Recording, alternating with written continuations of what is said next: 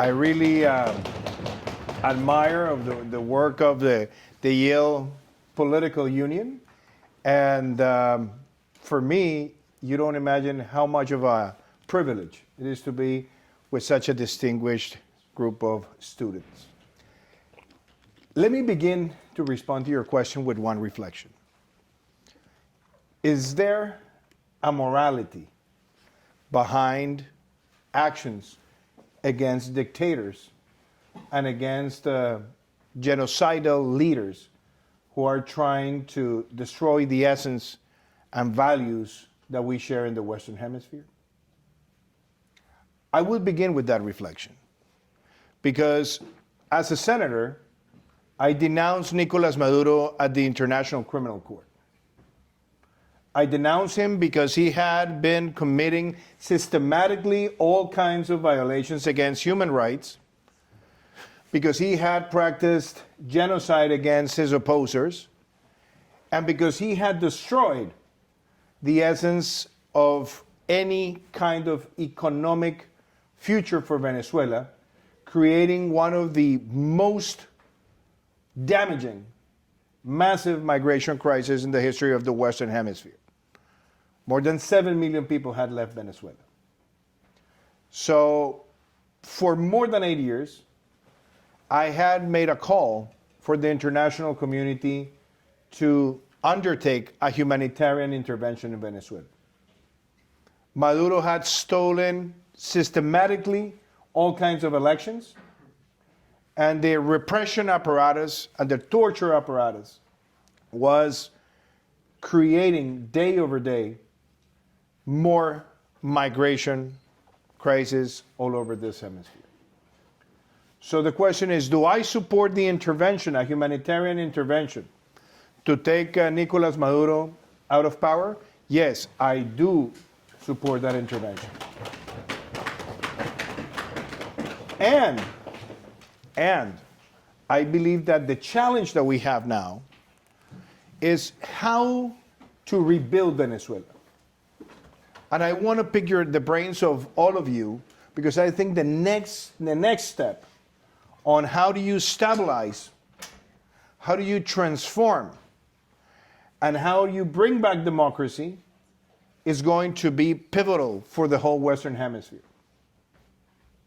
For those of you that are interested in economics, why don't we think about maybe dollarizing Venezuela, since the currency doesn't have any credibility?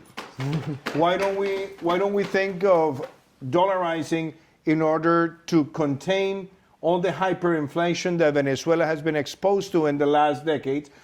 But most importantly, why don't we consider dollarization as a mechanism to bring long-term investment with certain levels of certainty?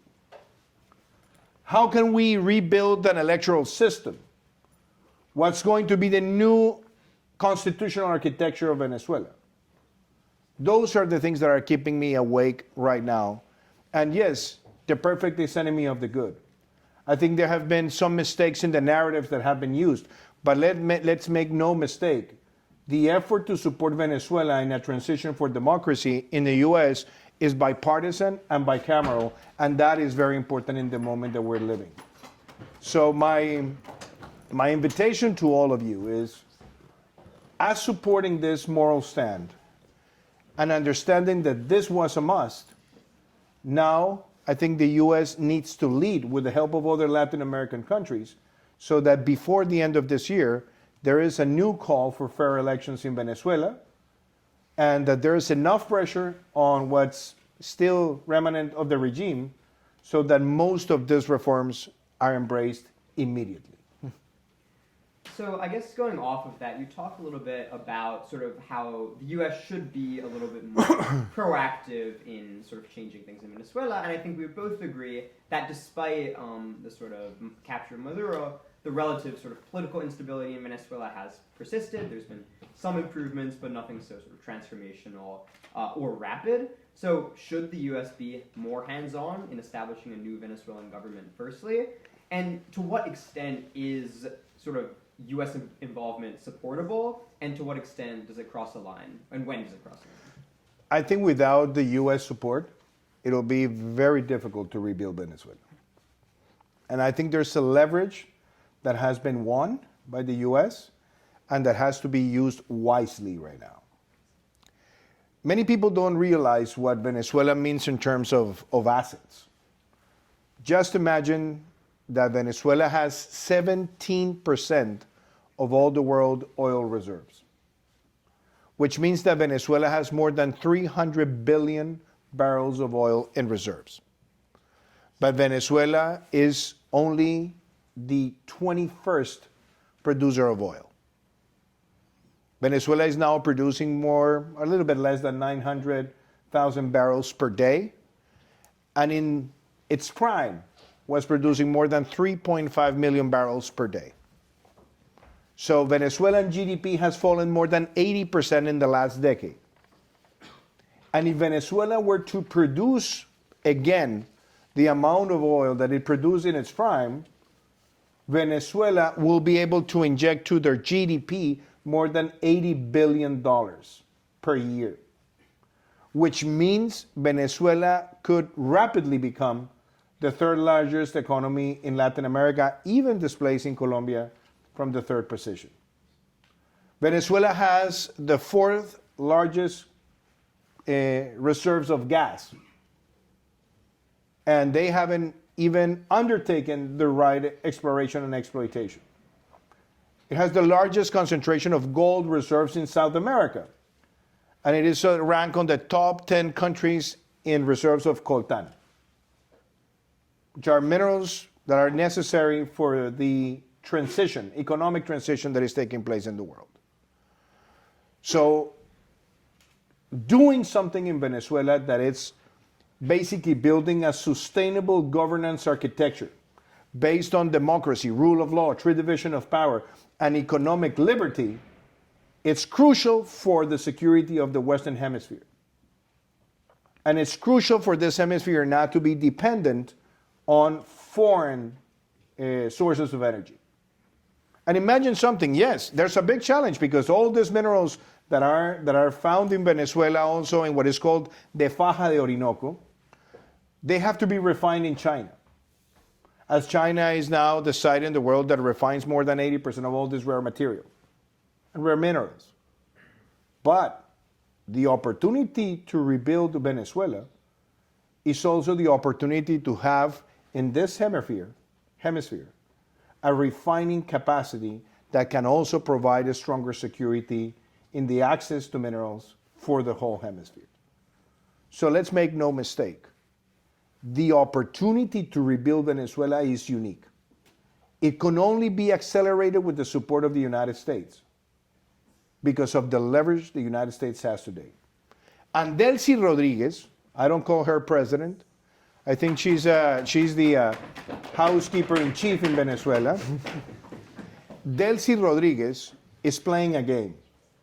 She wants to delay many of her actions as the midterms elections approach in the US. They have done this systematically. They promise. They try to show certain aims in order to achieve things, and then after the midterms, they start playing politics again. I think the US has learned the lesson, and that's why I hope Secretary Rubio, as he said today, all the transformations in Venezuela in order to create long-term stability need to start with the calling of free elections. So my bet, and I hope it goes like that before the end of the year, there is a call for free elections in Venezuela with the support of the United States. And I mean, it's very interesting because you do sort of ascribe a lot of value to this kind of United States intervention and see it as a positive. And my question becomes, though, that aside from just that kind of intervention from America, what can other countries in Latin America do for the sake of a more peaceful, prosperous Venezuela? Like, for example, under your presidency, which was, of course, before the capture of Maduro, you famously opened borders to many Venezuelan immigrants. So what are kinds of policies that can be done on the Latin American side, aside from the US support to call for free elections? Well, you give me an opportunity to describe and maybe defend one policy that I feel very proud of. And I think that well-managed migration challenges can become opportunities. In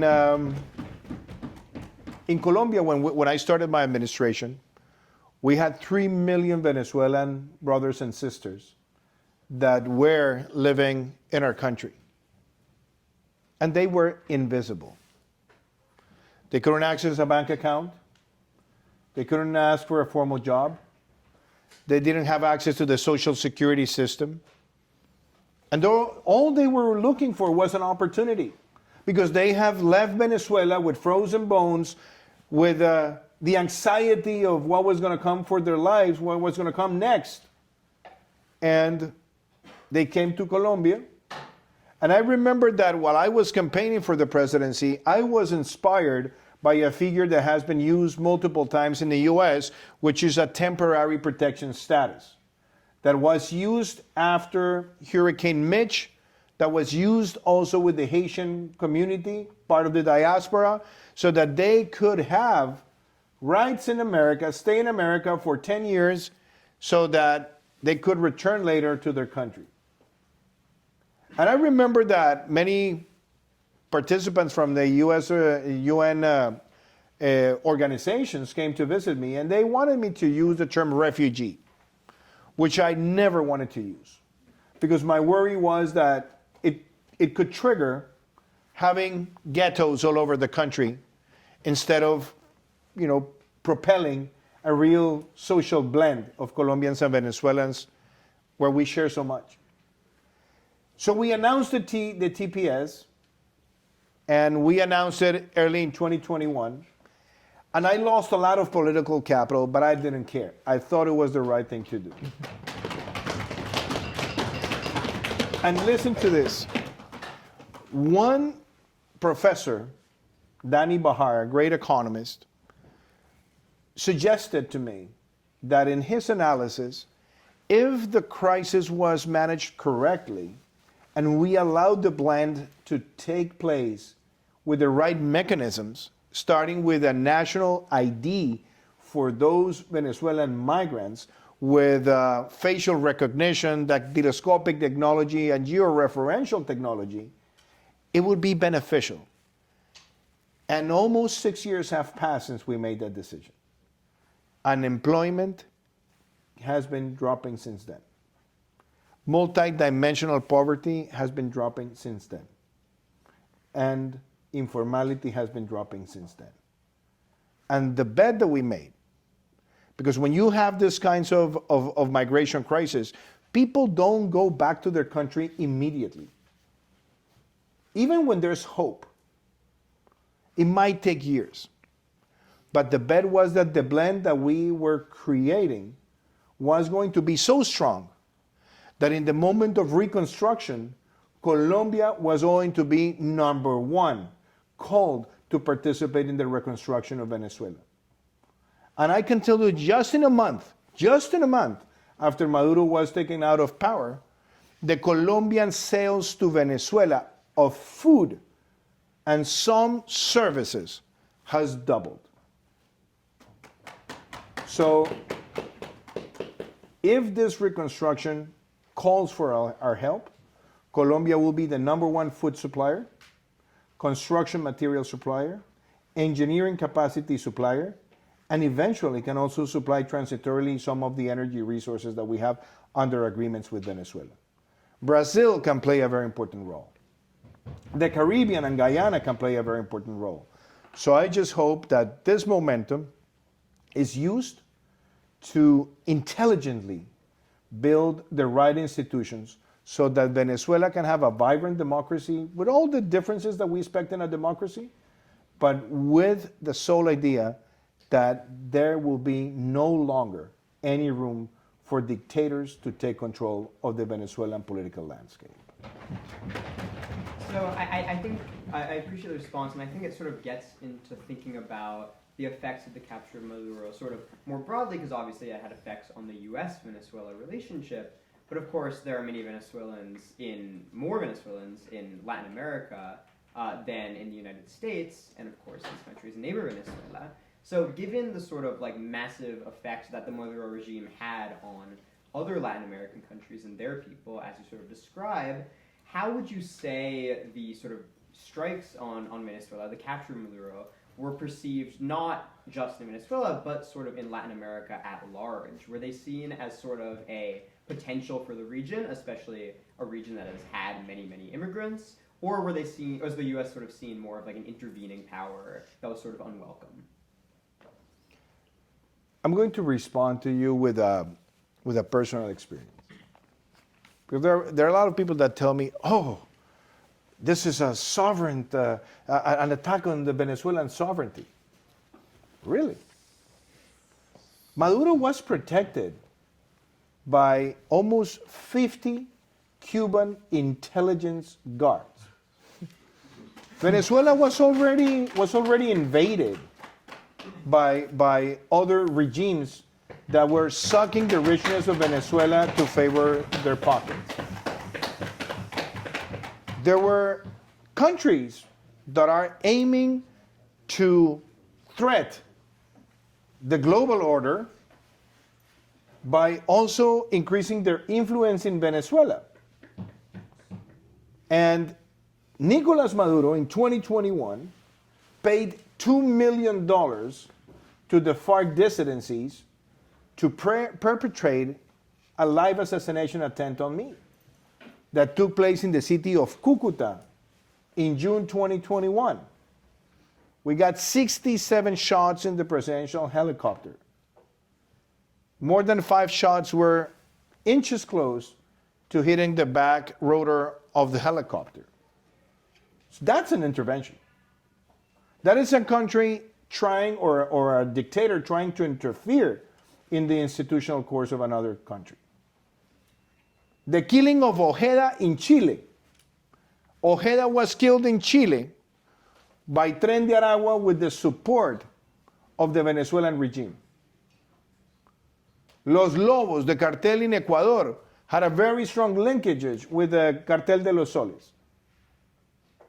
So I believe that the reason why most of the Latin American countries, with few exceptions, have supported the intervention against Maduro is because Maduro was a real existential challenge for the regional security.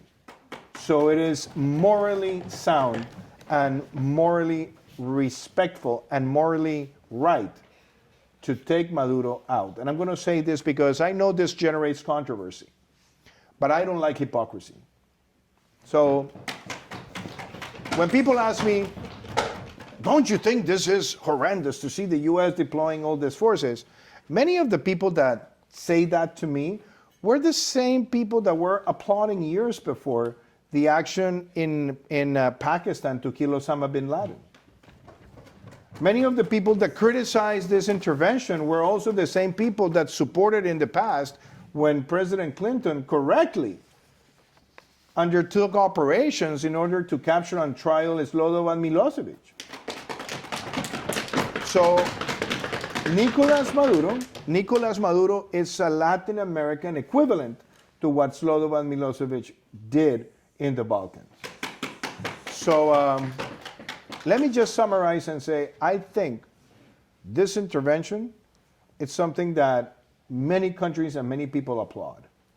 And the reason why we applaud it is because we had exhausted all the mechanisms at our disposal in diplomatic terms. We had exhausted all the sanction mechanisms. And Maduro had been offered plenty of options in order to leave power. But he made the choice so that the only thing to work was a legitimate and morally responsible precision intervention that I think, militarily speaking, is flawless. And I feel proud about that. And I mean, related to that question, Mr. President, nowadays, often we refer to sort of Donald Trump's policies through sort of the phrase the Don Roe doctrine. And the question becomes, as you mentioned, that there are many different examples in history of the U.S. doing similar things, but in different contexts. Do you think that President Trump's approach is actually new or different than previous administrations? And if so, then what is the main difference that President Trump is sort of bringing to the table when dealing with global crises? And are there any places in particular where he should really focus in on? Let me say something about the Monroe and starting with the Monroe Doctrine. The origin of the Monroe Doctrine, and it's when President Monroe used to say, America for the Americans, he never meant with the term the Americans only the United States of Americans. Actually, the beauty of the reason of President Monroe is that the first country that the U.S. recognized in Latin America in a post-colonial independence process was Colombia in 1821. It was President Monroe, and the Secretary of State was John Quincy Adams. And Colombia was recognized, and then the U.S. started recognizing the independence of more countries. But what the Monroe Doctrine really meant was not a message to us. It was a message to the European countries saying, we respect, support, and promote the independence of these countries.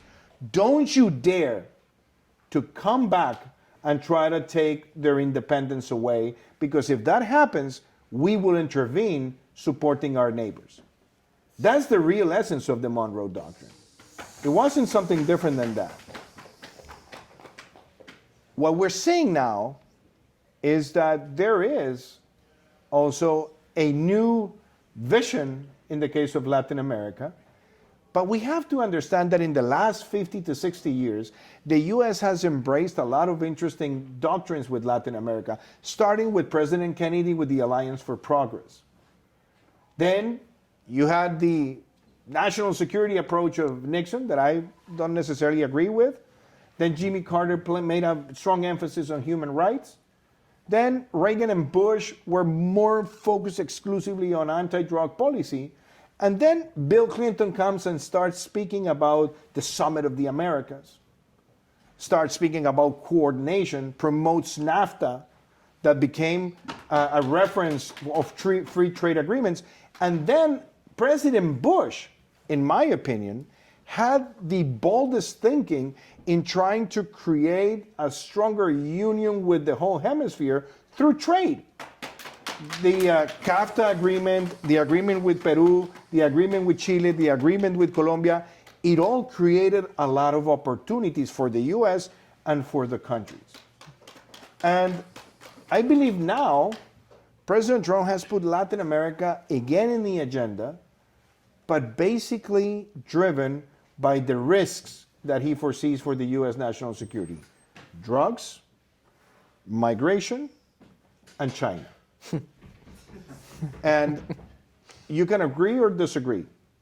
And even if those are the drivers of the new foreign policy with Latin America, what I do expect is that the U.S. understand that Latin America is not a front yard nor a backyard. We are the neighborhood. And in order to make America great, you need to make the Americas great. And in order to make the Americas great, you need to dismantle all forms of authoritarianism. You need to promote democracy. You need to create more trade opportunities. And you need to create sustainable aggregated value chains from Latin America to the United States. Because as you create more opportunities in Latin America, you'll have less people trying to cross the southern border of the United States. So that's what I hope. Any form of doctrine, you can call it Monroe, you can call it whatever you want, but any form of a doctrine has to look at Latin America as a hemisphere that is fully complementary to the whole idea of having a secure, prosperous Western Hemisphere. Interesting. Now, I guess sort of on that and moving on to a different current event, thinking about drugs, obviously, El Mencho, who's the head of the Jalisco cartel, was just killed by Mexican security forces in cooperation with U.S. forces. Now, I think most people here wouldn't feel sorry for El Mencho, but I think some people might be worried about the destabilizing effect, because obviously there's been sort of an explosion of cartel violence in Mexico that has sort of left many sort of previously safe areas much more violent. Do you think this sort of re-escalation of the war on drugs has been positive for the region, or has it been sort of more destabilizing and led to more violence? Because beforehand, there was this sort of truce with criminal organizations, but it led to some sort of more peace. I know you're not a fan of the abrazos no balazos, the hugs not bullets program. What do you think about this sort of tentative truce in some way? Let me begin with something. This is a political union where there's a lot of debate, and I love debate. The war, if you want to call it a war, let's say the policy against drugs, has to be a two-way solution. And that involves not only doing as much as you can on the supply side, but also doing as much as you can on the demand side. The US has not embraced a national campaign for the reduction of consumption of drugs since Nancy Reagan's Say No to Drugs. And when you look at the demand of drugs in the US, it has been increasingly in the last 5 years, and primarily there was a big spike after COVID. So we need to do much more here on the demand side from a public health standpoint, with security interventions as well, but you need to have a more maybe coherent policy in the United States. However, on the cartels in Latin America and the interventions, I think what happened in Mexico showed two things. The strength of the Mexican military forces and the weakness of the Mexican police forces. Military forces worked with US intelligence, they were able to hit on target, and they killed El Mencho. But what happened next was the retaliation that was embraced by the cartels, that was triggered by the cartels, just showed that in a country with more than 15,000 police bodies, that intervention, that situation allows the cartels to control or to intimidate those police bodies. And the result is that they could basically destabilize the country within 48 hours just by using social media, messaging the authorities, threatening, burning buses and other kinds of infrastructure. And Claudia Sheinbaum is now in a disjunctive.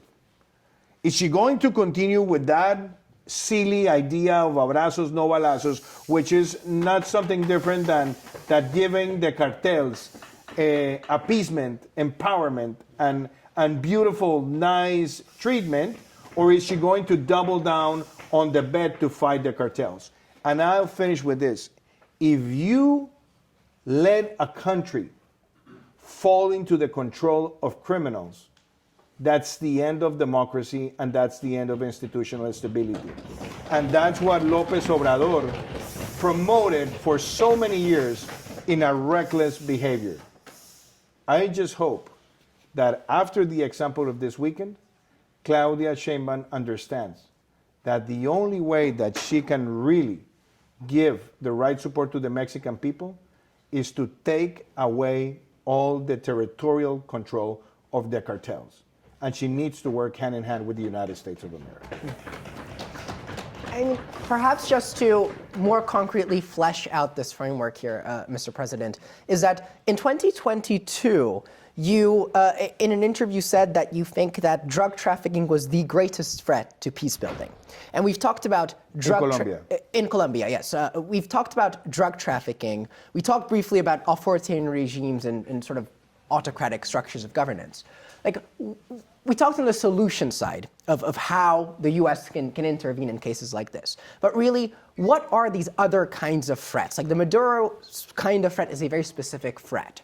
Throughout Latin America, is it drugs? Is that the main area of focus that it should be? Is it the erosion of democratic institutions? Like really, what should we be focusing on in order to preserve democracy in sort of countries in Latin America? What's the main threat to peace building? There are a combination of three factors. One is multinational organized crime. That's why you can't separate Maduro from international organized crime. Venezuela is part of that threat. The Tren de Aragua is part of that threat. The FARC dissidencies is part of that threat. It's a multinational criminal organization that is starting to generate uncertainty in many countries. That's what's happening in Ecuador. Ecuador never thought this was going to happen, and we supported Ecuador a lot during my administration with intelligence, with military actions. We killed in an operation Guacho, who was a terrorist that killed a group of Ecuadorian journalists. We also did a lot of operations in the borderline, and we shared intelligence with the governments in Ecuador. But the fact is that all these organizations are now moving from country to country. It's happening in Ecuador, it's happening in Chile, it's happening in Uruguay, it's happening in Argentina, it's happening in Central America.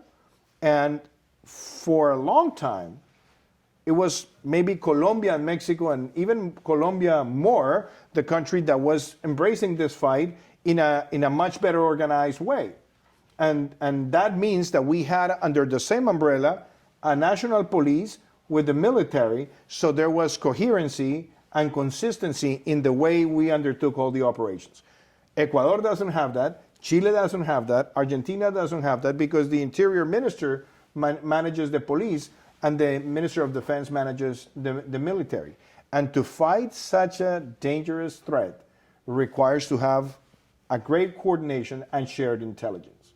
So I hope that on that front, we're able to be more consistent with the state policies and share all the experiences that we have in order to be successful fighting those criminal organizations. The second threat is inequality. Because, yes, we've done a lot in Latin America to close the social gaps, but we still have a lot of informality. A lot of informality is always a risk to capture sectors of the population for social unrest, for criminal activities. So how do we close the social gaps? Growth-driven policies, generation of formal jobs, and having a state that does not obstruct SME development in the region. And last but not least is the rise of authoritarian narratives. And it's not just exclusively in Latin America. There are now a lot of charlatans that just want to pick on people's fast thinking with all this division, polarization, and post-truth narratives. And I don't know why we're not being strong enough and finger pointing that we don't want that to happen, because we need to defend the essence of democracy, which is the right to choose. And it's something that requires academia, the media, the private sector, and also all political institutions. If we allow demagogues to keep on having an easy ride, we're going to keep putting in jeopardy our democratic institutions. And that's why I love the battle against demagoguery, and I will continue facing that battle in the course of my life. Super interesting. So I think just one more question before we move into questions from the audience. Given that we're sort of talking about drug trafficking and sort of threats to peace building, I want to touch on another sort of more recent event, which were the U.S. strikes on alleged drug traffickers in the Caribbean. At the time, you sort of talked about these events positively, but many, of course, see them as either extrajudicial or unnecessary. So I'm wondering sort of why you see these strikes as useful or positive, and how you would respond to those both in Colombia, but also Latin America more broadly, and the U.S. who might be against them. Do you think this is the only way to go, or do you just think they do more good than harm? The thing is that, and I love that question because we're always chased by some levels of hypocrisy in the way we face these debates, and I'll tell you why. Let me start with a simple example. I remember that when President Trump started the new administration last year, my successor in Colombia started tweeting at 3 a.m. in the morning. I don't know under what kind of circumstance, but he was tweeting at 3 a.m. in the morning, and basically what he was saying, "Don't you send deported to Colombia? We're not going to accept any deportations because we defend the dignity of the Colombian citizen. I said, wow, 3 a.m. saying this, and the year before, under President Biden, we had received 14,000 deported citizens in Colombia. And the whole amount of deportations that we received in 24 was bigger than the deportations we received in 2025. So why do I start with this? Because when we look at other examples, and for example, when we look at interventions in Latin America, and when we look at U.S. policies in Latin America, even attacking the cartels, this is not the first time that the U.S. does interdiction in the Caribbean. In 2018, we launched a campaign called the Orion Campaign, where Colombia and the U.S. were the anchors, and we worked with other 18 countries, and we did interdiction of more than 300 vessels and maybe more than 150 planes. And there was always a clear rule of engagement. After certain calls, if the boats did not stop, we will shoot the vessels. Now, the difference now is that for the first time, the U.S. has said, we're going to use our military capacities to support interdiction. That is the real innovation. Because now there's more precision, there's better intelligence. And believe me, all those interdictions that took place before the capture of Maduro, I think were part of the strategy to keep on moving the line in order to plan the extraction operation. So they did sound interventions.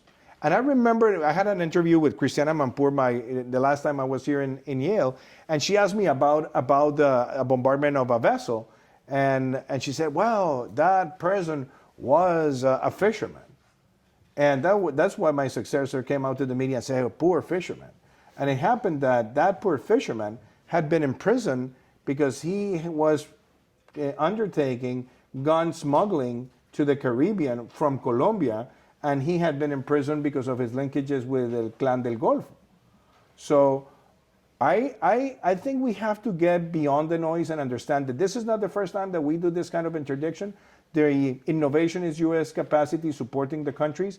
And I believe that the consistency that I've seen in the interdiction's performance, I think is increasing the cost for criminals to trying to smuggle drugs through the Caribbean and to the Eastern Pacific. So I do support the policy, and I hope we can have much better engagement from Latin American countries to support the U.S. actions in those two routes. Great. Now we'll open it up to questions for the audience for 20 minutes. I'll be calling them, so if you have a question, please raise your hand and raise it high, and I will call. When can I go? I'm just kidding. Because it looks so cool. So whenever you disagree. Yeah. Hi, thank you so much, President. Circling back to the topic of Venezuela, I'm curious to hear your assessment of if there's any hope for Maria Corina Machado and Mundo to return back to claim the power that democracy and the people of Venezuela bestow on. Well, I'm a big fan of Maria Corina. And I have to tell you something. I think she is really a modern heroine of democracy. The fact that they had to win an internal election with no support from the state, and they got such an amazing turnout in ballots. The fact that they planned this election to face a dictator without access to media, without access to any form of engagement with the press, having restrictions to stay in hotels, having no liberty to move freely in the Venezuelan territory, and that they won the election with more than 70% of the vote, and they were able to keep proofs of the ballots, that just demonstrates how well organized and how committed and devoted they are for the defense of democracy. So Maria Corina did not run because she was banned. And then she picked Corina Lloris, and Corina Lloris was also banned. And they took the decision to have a new candidate who won the election. Edmundo won the election. And I think they have a right to be exercised, a right to be executed. But I also believe Maria Corina, it's open to have a free election where she can run. And I can tell you that if she runs for the presidency of Venezuela, she's going to get more than 70% of the vote. The U.S. knows that. And the U.S. knows that she needs to come back to Venezuela, and many of the leaders of the democratic resistance need to come back. And I think that's just going to be the next step. I don't think they can ensure security for them, and that's why they haven't gone back for now. But make no mistake, I think Maria Corina deserves to run the destiny of Venezuela as the person that united the democratic resistance and defeated the dictatorship in one of the most brutal repression exercises ever in Latin American history in the course of an electoral process. So I support her with all my commitment. Further questions? Mr. Gurdevan. Thank you, Mr. President. Mr. President, I guess on the topic of these sort of fishing boat strikes, right, in the Caribbean, I'm curious what you think the distinction between sort of crime, enforcing or prosecuting crimes and preventing crimes are, and entering sort of military and the zone of war, right? Particularly I'm pretty sure these fishing boats, with people carrying drugs on them, right? I don't think you can characterize them as like an imminent threat that sort of like warrants extrajudicial execution, basically, right? So, and I think that's a pretty prominent argument. So, what do you think the role of like due process and law is on people who yes, it's obvious they pose some threat to people, right? Fentanyl drugs are lethal, but do you think that that people who don't cause an imminent threat, do they still deserve due process at the end of the day? Well, I think your question is pretty interesting. There's only one thing in the premise of the question that I respectfully disagree, and is that you have characterized fishing ships. Because people that have traveled the Caribbean know that fishing vessels are vessels with at least 125 engine taking a very small capacity just to do artisanal shipping. The ships that have been attacked or bombarded or interdicted, we're talking about speedboats. We're talking about speedboats that have more than 4 engines of 650, and they are prepared to go within hours to get to other points in the routes, either in Central America or in the Northern Caribbean. So none of the interdictions that have been exercised have been undertaken without information that proves that there are drugs on those vessels. The intelligence that has been used has demonstrated that yes, there's drugs there. And even if we criticize the method, this is not an illegitimate method. Any of the Caribbean countries that has performed interdiction mechanisms has explicit rules of engagement where they can shoot or bombard if necessary after 3 calls for the ships and the vessels to stop. And it is authorized within the Orion campaign. So we did it in Colombia for many years. Even countries in Central America like Honduras supported us on that. The Dominican Republic did it. I just believe that this is a great deterrence mechanism. It's proving to produce results. And that's why many of the routes in the Caribbean are no longer being used as they were 6 months ago. So you can like it or dislike it, but the results are based on very accurate information from intelligence, military, and police bodies that demonstrate that it is becoming an effective way of deter the narco-traffickers to use the Caribbean for these kinds of routes. Further questions? Mr. Treadwell.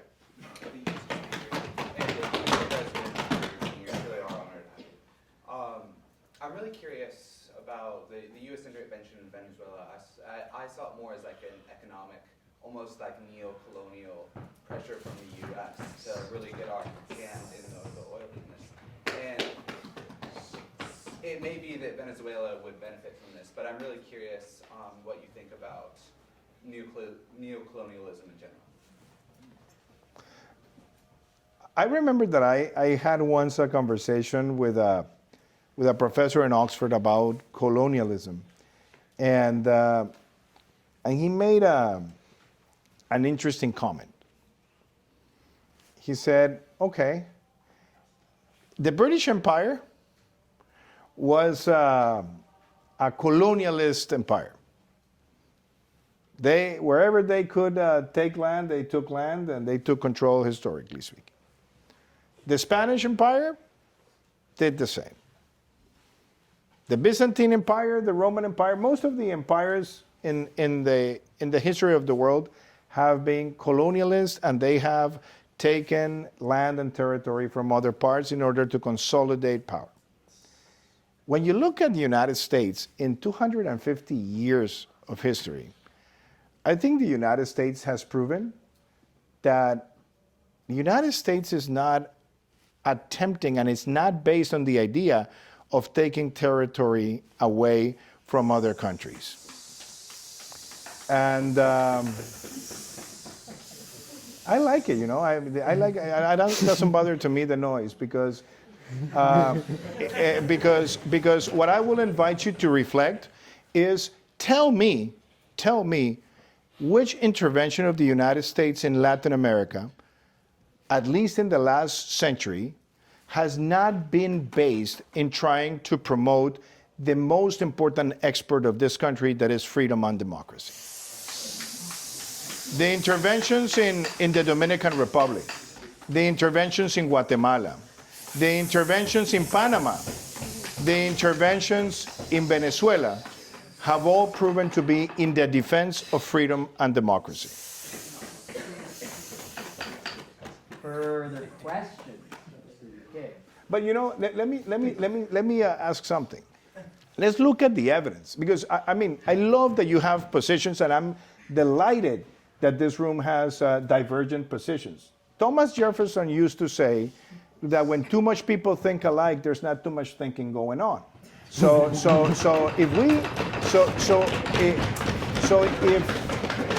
if we have conflicting ideas, which is fine, let's look at the evidence. Because I think what you're asking is based on the idea that you don't want the U.S. to start exercising colonialism. And I'll ask you something. Wasn't Venezuela already colonized by the Cuban regime?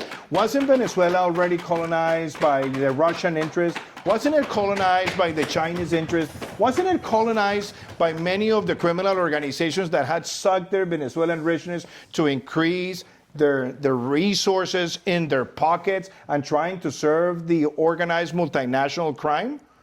That was the threat. And now the plan is to build an institutional structure that can allow the Venezuelan people the liberty to choose. So you may like it or dislike it, but the fact is that Venezuela is at least in a much better place than it was 2 months ago, because it's in the route of creating a stable stability based on democratic principles. And that is not colonialism. That is to defend a value that is written in the Inter-American Democratic Charter, signed by most of the countries in this hemisphere. Further questions? Okay. Question. Gentlemen. Mr. President, I'm Alex Baer, a Master in Public Policy student at the Jackson School of Global Affairs. Nice to see you again. Good to see you. I lived in Colombia from 2019 to 2022, and so I'm very happy that you're here at Yale. You previously, as you stated, supported strikes on suspected smuggling boats as a way to pressure Maduro. Today, Maduro is sitting in a U.S. jail, yet these strikes have continued, killing 25 people in February alone.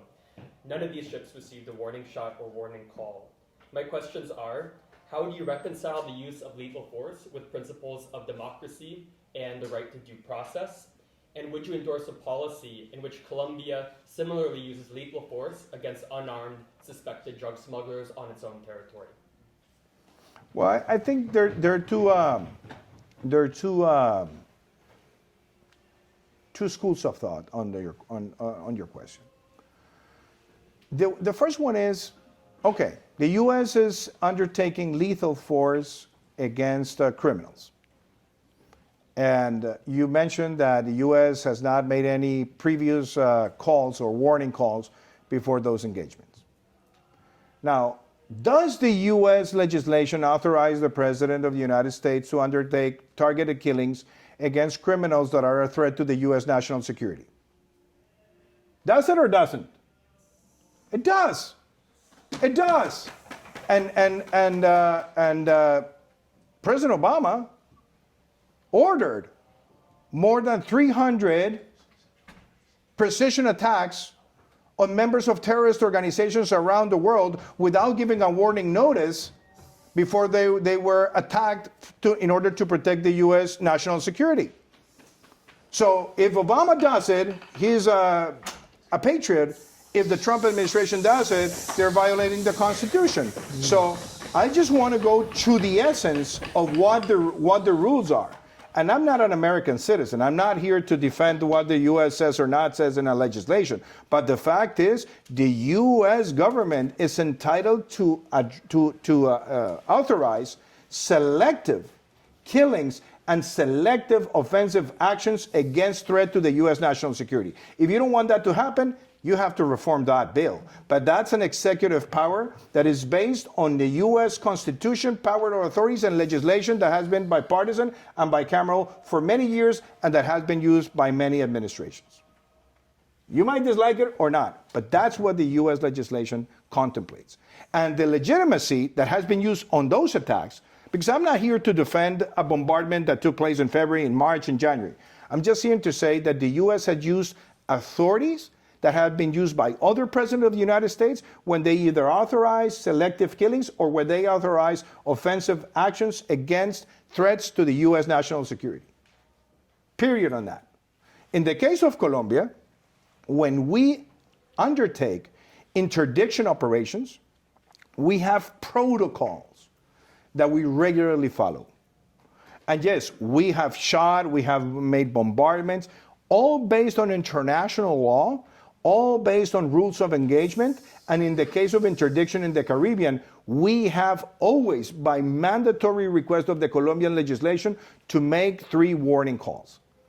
And we are very good at doing interdiction. We are the country in Latin America that performs more interdiction in maritime territory, and we support more than 11 countries with our capacities in order to undertake those interdictions.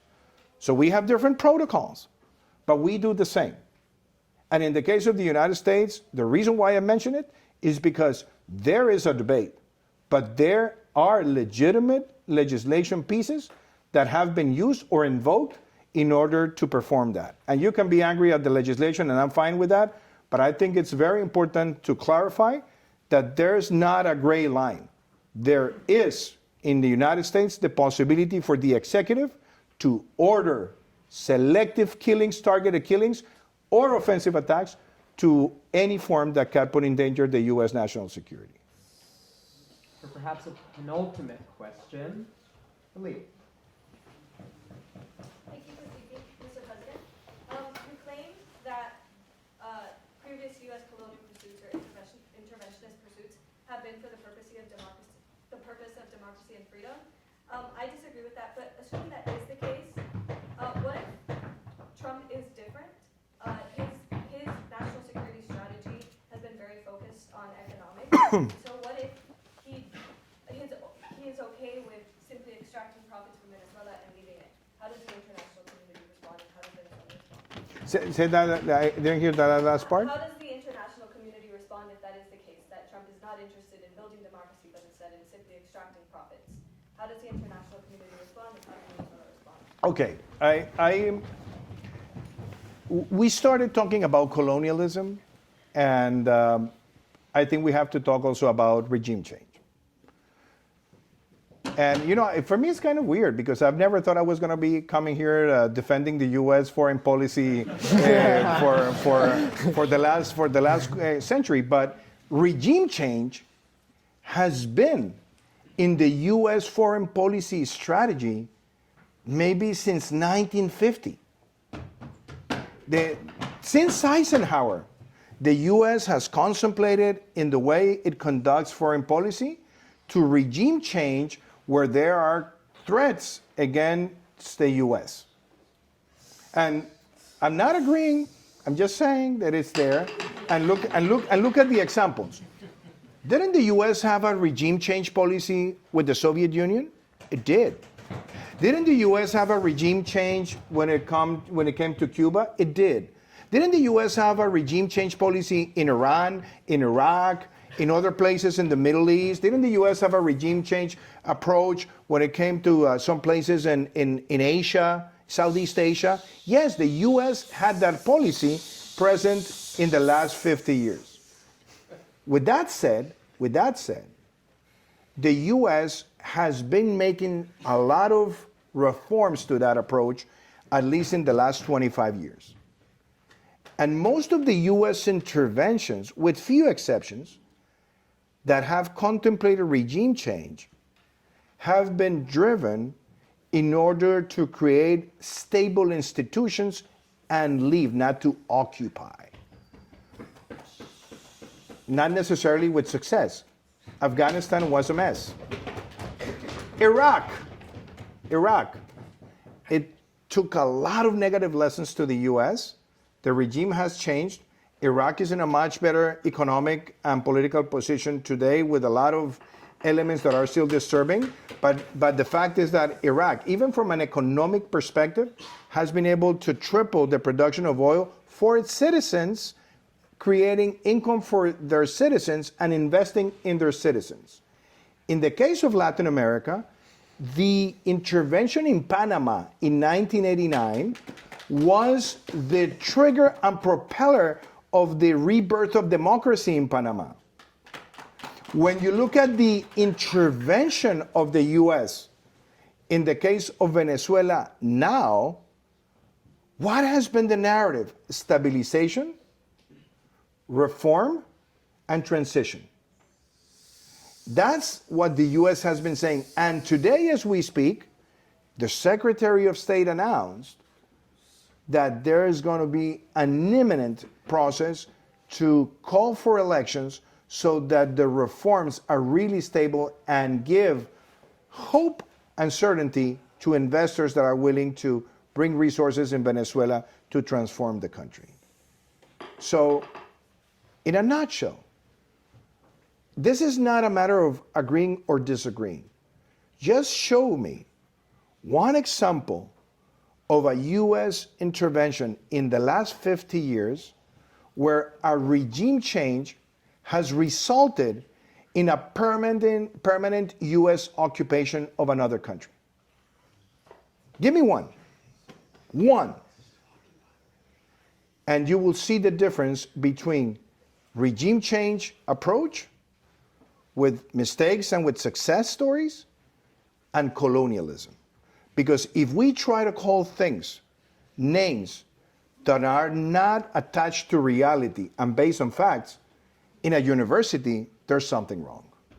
Thank you. And for maybe a very brief final question, the gentleman in the middle.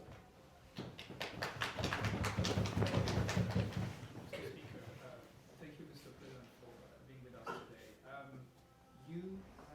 hear that you condone the intervention of a powerful country like the United States in its neighborhood for its security. But I would like to hear you. What do you think about like Russia intervening in Ukraine on the basis of, let's say, some claims of denazification of its neighbor, which is Ukraine? Well, I really, really love that question. Because what Russia did was not an intervention. What Russia did was an aggression. What Russia did was an attack on democracy, and it was actually an act of robbery of territory from a sovereign democratic country. Not trying to protect the institutions of Ukraine, not trying to get rid of a criminal and a genocidal leader. What the U.S. did in Venezuela was to capture, in a precision operation, an indicted criminal in the United States by the U.S. judiciary system. Not by Donald Trump, not by Joe Biden, by the U.S. judiciary, in an indictment that has lasted 2 administrations from 2 different parties. With a guy that was not a president, that was a criminal, in a precision operations where no U.S. lives were lost, that no action against the Venezuelan citizens and no collateral damage against the Venezuelan citizens took place. And he was brought to the U.S. justice, and now there is a plan to the restoration of democracy. If that is not a difference that can be perceived even with closed eyes when you look at Ukraine, I think we're lost. Because what really happened in Ukraine was an abusive attack on a country. I condemned it when I was president of Colombia. I have supported Ukraine since day one, and I believe the protection of Ukraine is a moral must that we must all embrace. Seeing the lateness of the hour, is there perhaps an appropriate motion? For the motion? The motion, Vice President. I move we thank the guests. There is seconds and no objections. So moved. Is there perhaps a final appropriate motion? For the rest of The motion. I move that we adjourn. Get up. I move we adjourn. Second. There are seconds and no objections. It is so moved. Thank you so much. Mr. President, thank you. That was Thank you so much. I really liked it, man. Thank you so much. Yeah, I'll just grab this microphone off of you. We have a whole Thank you. diversity of opinions. As you